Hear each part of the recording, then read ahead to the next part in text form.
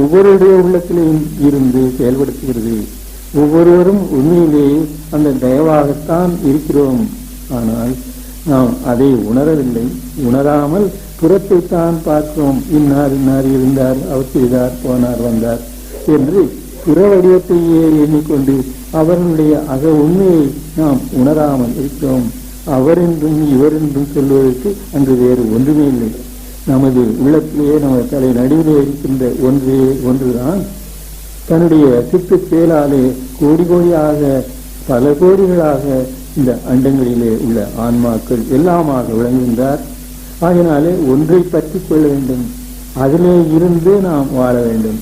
மற்றபடி இதை மறந்துவிட்டு அங்கே இருந்தார், அப்படி செய்தார், இப்படி செய்தார், அப்படி அவர் வாழ்ந்தார் என்று புறத்தை பற்றி நாம் அதிகமாக சிந்திக்கும் போது நம் நிலையை மறந்து விடுகிறோம்.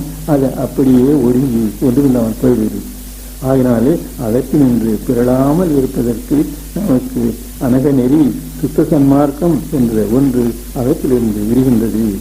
அதைத்தான் வள்ளலார் பெற்ற பொது நெறியாக உலகம் காண இருக்கின்றது இன்று.